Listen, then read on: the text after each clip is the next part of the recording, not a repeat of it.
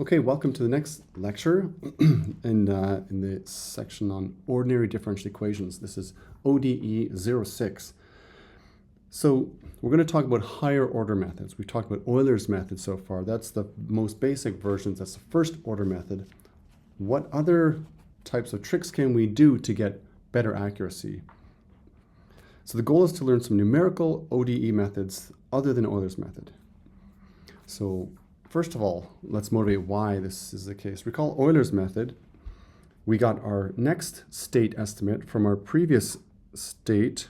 Palm rejection. Come on. Yn plus Hn times our slopes at the last state.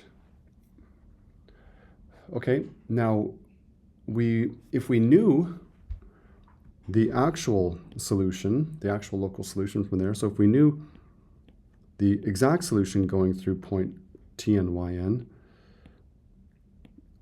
then we could actually project that forward to the next time step and see how close our estimate was. So this is our estimate, and this is the exact solution from the previous time step. So the local error is, of course, the difference between our estimate and the actual solution curve projected forward to the next time step. The problem is we don't know what that solution curve is. Otherwise, why wouldn't we just follow it? We don't typically know. But not all hope is lost. We can still get an estimate of the local error. And here's how. We're going to use a higher order method. We're going to use a combination of two methods with different orders, with different accuracies, and we're going to treat the more accurate one as the true solution, even though it's not. We'll pretend it's the true solution, and we'll say the difference between that and our estimate gives us some measure of the error, the local error. So let me introduce a higher order method. This one's called modified Euler. It's also called improved Euler and second order Runge-Kutta. So this term over here, Runge-Kutta, a lot of people say Runge-Kutta, but it's not. It's pronounced Runge. So I'll write like Runge,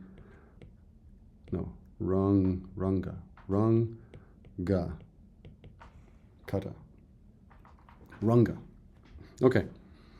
Here's how Runge-Kutta, second order Runge-Kutta works, or modified Euler, improved Euler. We start with an Euler step, as usual. So this is the Euler step. Now you can see I've got a superscript E here because we're going to have other versions of our next point that are derived using methods other than Euler's method.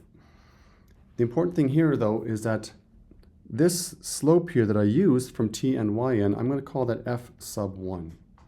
It's not sub, I guess it's F bar sub 1. Why did I do that? I'm not sure. Anyway, F bar sub 1. The sub 1 is not because it's the derivative of the first argument. It's just the first estimate of the slope. So if you like, we've got point Yn here. And our solution curve maybe goes like this. And that's the actual solution curve. But if we're using Euler's method, we're following the tangent over here. So this is y sub n plus 1 Euler.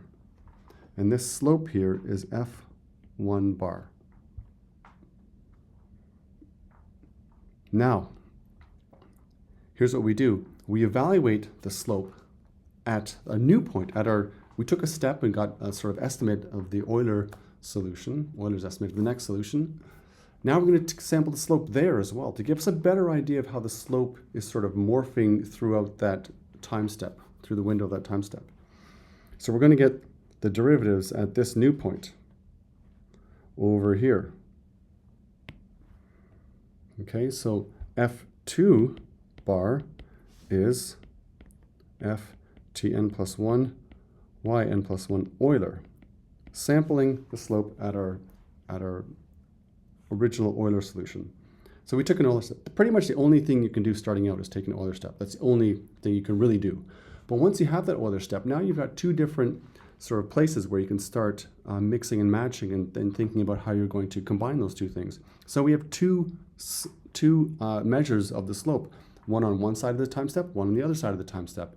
Even if the one on the Euler side of the time step is maybe not accurate because the Euler step is presumably not exactly on the solution curve, but it gives us some information. We're going to use the average of those two steps to take as the step. We're going to use the average of those two slopes as the slope of our step. Let me just write it out. The modified Euler, the estimate of our solution for the next step using modified Euler, it looks like an Euler step, but the slope is the average of the two slopes that we just computed. Okay, so when we're over here at this next point, we're going to sample the slope again. Let me try that again. And this is F2 bar. Now you can see the actual slope of this curve here is somewhat in between those two F1 bar and F2 bar. So by taking the average of the two, you can make an argument that that average is a better estimate of the average slope within that time step. So that's the idea behind modified Euler. Very simple. It's quite efficient because in computing the modified Euler step, you have to compute Euler anyway. So you've already got the Euler method and the modified Euler method. You've got both of those solutions right in your beck and call. So I'll show you how you can use those two to compute an estimate of your local error. So let's talk about the accuracy of modified Euler. Recall that Euler's method, the local error of Euler's method is order h squared, and the global error is 1 degree less than that, order h. So for modified Euler, it's a second order method. Euler's method is first order, modified Euler is second order. Modified Euler is second order. Why? Because we're taking two samples. I mean, a very rough and sort of intuitive answer to that is because we're taking two samples of the slope.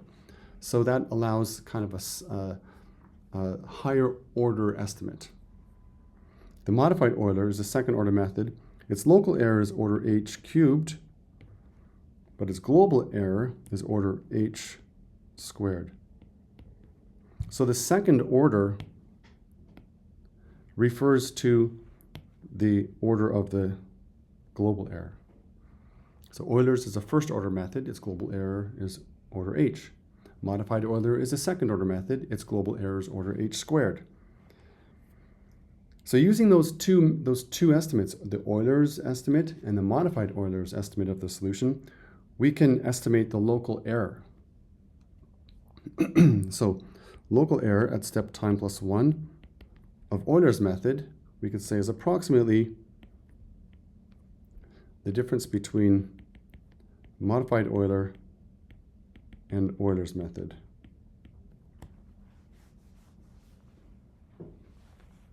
Okay, so that's one way to get some idea of your local error.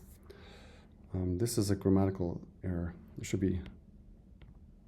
This combination of methods could be called Runge-Kutta 1-2 because it estimates the local error based on the difference between two solutions, a first order and a second order solution. So the name of this Runge-Kutta method is based on the order of the global error.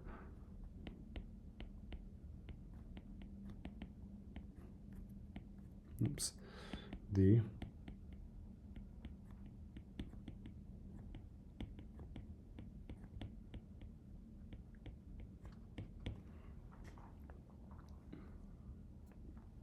Okay, so there are other methods that you might have seen. Runge-Kutta 4-5 is a very common one. So that uses two different estimates of the solution. One is a fourth order, one is a fifth order, and it takes the difference between those two to come up with an estimate of the error. Okay, I'll show you a higher order method other than modified Euler in a minute. But let's talk first about what these local error estimates are used for. They're used largely for adaptive time stepping. So time stepping is when you choose how large a step. You're choosing what these h's are. We haven't really talked about that yet. But you can make smart decisions about how big your time step should be based on your estimate of the local error. If the local error is big, you should take smaller time steps. If your local error is really tiny, you can probably afford to take bigger time steps. Okay, so we can reduce the local error by simply taking smaller time steps. So let's see an example of this. So I've got a solution over here. Now this is yn. And let me just draw the solution curve. Let's see, I've got it kind of like this. So if we take an Euler step, let me redraw that. That's kind of too steep. If we take an Euler step, we could end up way over here, right? So this would be yn plus 1.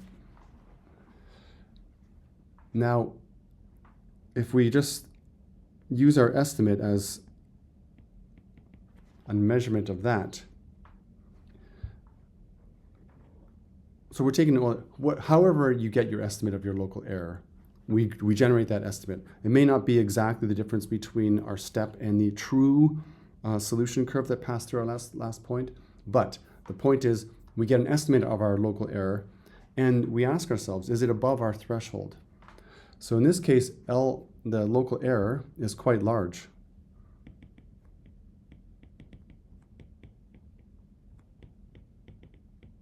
Using the step size that we just took. So here we have Tn and Tn plus 1. So h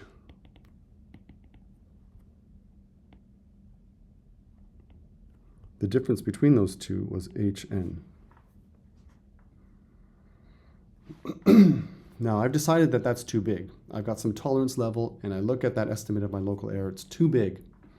So I'm going to shorten my time step. Let's say I take a time step half the size. So let me call this Tn plus 1 primed, an alternative that I'm going to try. And I get this estimate here, yn plus 1 primed. And you can see that this local error is quite a bit smaller, Ln plus 1 primed. Ln plus 1 primed is quite small, or is, I'll just say, smaller, using step size h sub n primed.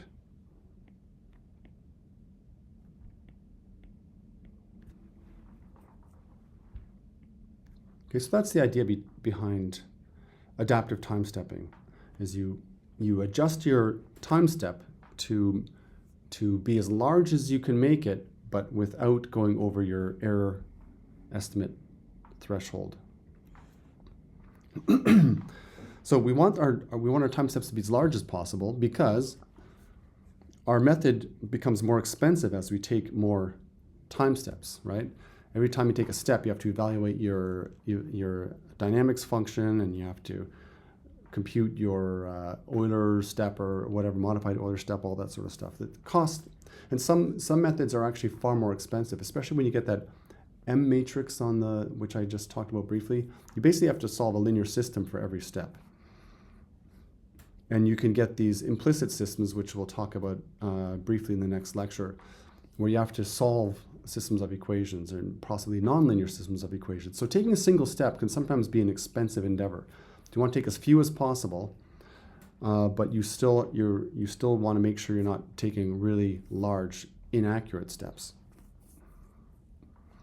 So choosing a really short time step may not be practical. We use our estimate of the local error to choose our time steps.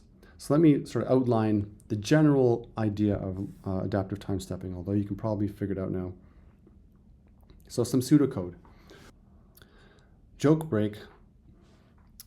So a woman says to her programmer husband, he's a computer scientist, a woman says to her husband, "Can you please go to the store and buy a loaf of bread? Oh, and if they have eggs, buy a dozen." And so he returns with a dozen loaves of bread. Makes sense to me. For a given time step n, we first choose h sub n, the time step size. Normally this is just either you just start with some blind guess or you inherit it from the step before. So you compute two different solutions with different errors. Whoops. So compute, in my case, the modified Euler. Let me say Euler first, because you would compute the Euler first, and then you would compute the modified Euler.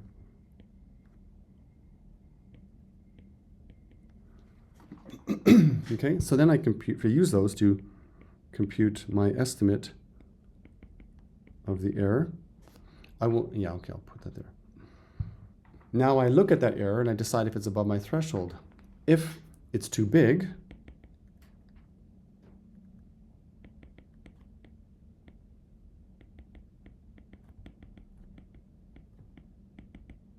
above some tolerance threshold, I can, for example, cut the step size in half.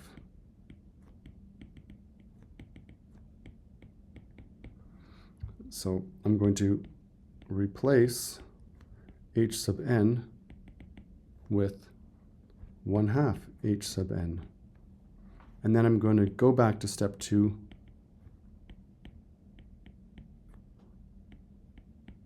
and start that step over again. So that step was too big, the error was too big, I have to redo it, but I'm going to take a smaller time step. Alternatively, if the step size, if the local error was not too big, I accept that step, and then I contemplate the fact that I might actually be able to take a bigger time step. Else, if the local error is really small, take a larger steps. Well,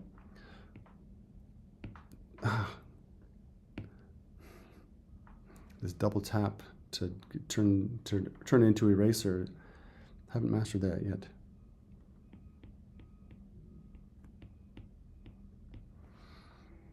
So for example, we could set the next time step to be, I don't know, 1.5 times the size of our current step.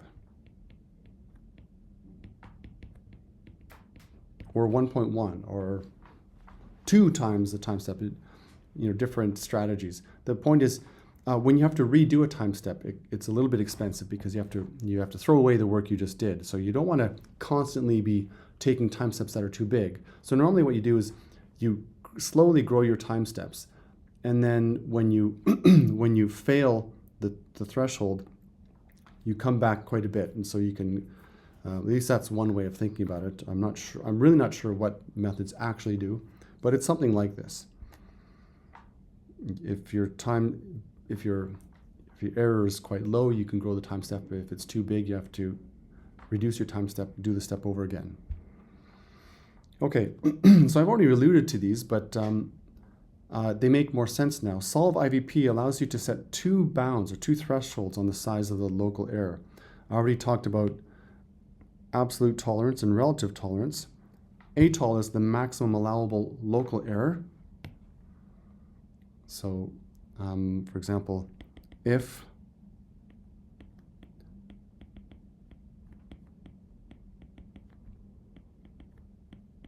I guess I could have just said L. Let me just do that. If the local error estimate is greater than ATOL, then shorten the time step and try again.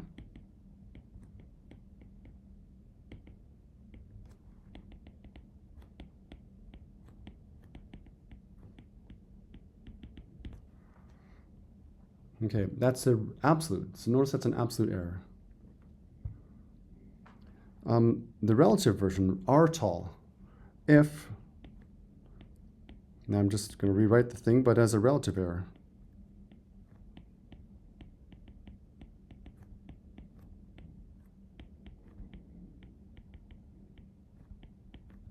Is greater than RTOL, then shorten blah, blah, blah. Same. Okay, so there's two different tolerances. And you can set these tolerances in the call to solve IVP using the key value pairs, atol and rtol. And as I also mentioned before, solve IVP will accept the time step if it satisfies at least one of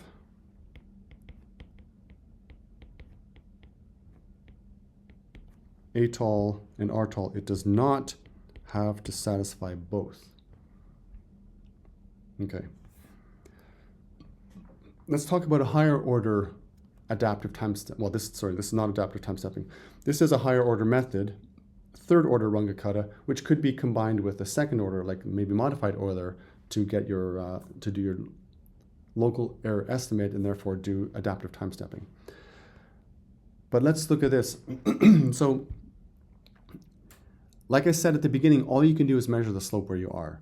So that's what this first step is. You say, okay, I'm here right now, what's my slope? But now you can use that slope, and in this case, in this particular third order Runge-Kutta method, we're going to take an Euler step that is basically 1/3 the way of our time step. So our time step is hn over 3. So that thing there represents like an Euler step, 1/3 of the width of our time step. And we're sampling our slope there. That gives us F2. And I'm deleting stuff again. That gives us F2. One note. Sometimes when I delete things, it just jumps to the beginning of the page. I don't know why. It doesn't always do it, it's just sometimes. So we got our F1, our original estimate of the slope. F2, it's a sample of the slope 1/3 the way through our time step. F3 now is taking 2/3 of an Euler step through the, see, I just deleted something and it didn't jump. Anyway, 2/3 of an Euler step through our time step. So that gives me F3 bar. Now I've got F1, F2, and F3. I'm going to take a weighted average of those three. In this case, for whatever reason, now this is beyond the scope of this course, and frankly, it's beyond the scope of my knowledge. I take 1/4 of F1, I don't even use F2, and I'm taking 3/4 of F3. I'll show you a different one in a few minutes. So all of these methods, all these higher order methods follow the same basic principle. You basically take a sequence of like, you start with an Euler step, but then you take a sequence of other partial steps that are using combinations of slopes you've already calculated to try to get a better and more accurate understanding of what the slope is within your, or what the average slope is within your time step. And it takes a weighted average of those slopes to take the actual step and therefore have the higher order estimate of your next point. So this is a third order method because it samples the dynamics function 3 times. Third order method. So the local error of this method would be h⁴, but the global error is h³. So let me show you a demonstration of this.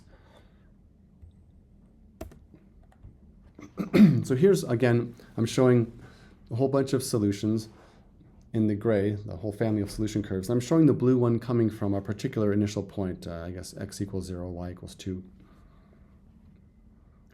And so this method I just showed you, this Runge-Kutta 3, third order Runge-Kutta, it looks at the slope at the very beginning. That's the only handle you have on what's going on anyway. So there's our slope.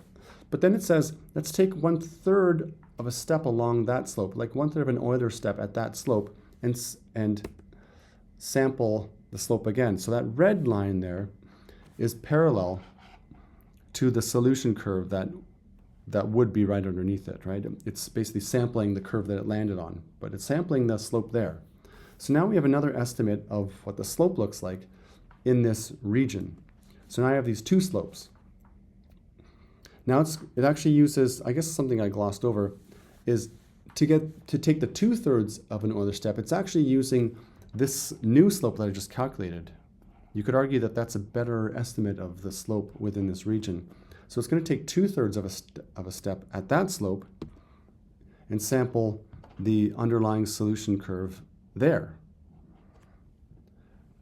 And so now I have these 3 different slopes. Now it combines these in that combination of 1/4, 0, 3/4, and the solution I get is this black dot up here. So you can see it's actually pretty close. It's a hell of a lot closer than where I would have landed with my Euler step down here. This 3rd order Runge-Kutta lands up here. So a lot more accurate. Let me show you a slightly different method.